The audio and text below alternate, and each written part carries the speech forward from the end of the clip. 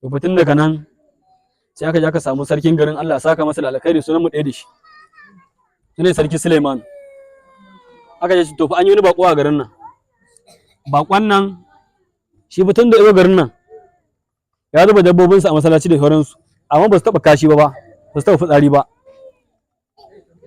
Ice a mun iso da shi, aka mai iso, ije ina gana da Shehu Tijjani, shi da kansa sarkin ita ije gana da Shehu Tijjani. Da ya gana da shi sai ke cewa yake tambayarsa, to shi sarkin shi kansa sharifi ne, amma bai gama sanin shi sharifi bane, sai Shehu Tijjani yake ga masa ai shi sharifi ne. Bayan nan yace to ina da wata damuwa, sun yi manganu da yawa, yace ina da wata damuwa, ce ba damuwa sai ina so ya ga manzo Allah sallallahu alaihi wasallam. Yace kai mun addu'a nan ganin annabi. Yace inda wannan ne ba damuwa.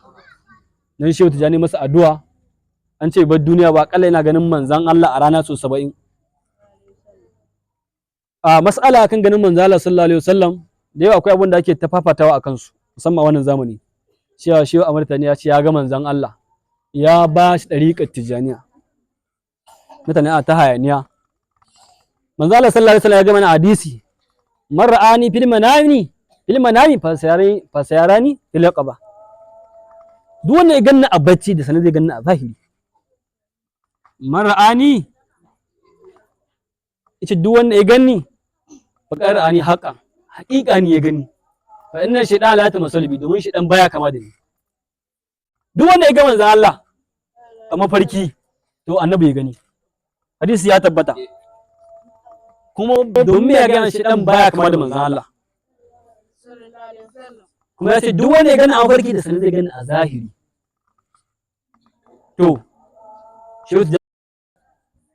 fitin daga nan sai aka je aka samu sarkin garin, Allah saka masa da alkhairi, sunan mu ɗaya da shi, shine sarki Suleiman. Aka je to fa an yi wani bako a garin nan.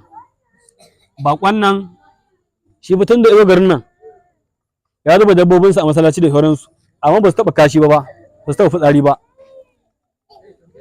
Ice a mun iso da shi, aka mai iso, ije ina gana da Shehu Tijjani, shi da kansa sarkin ita ije gana da Shehu Tijjani.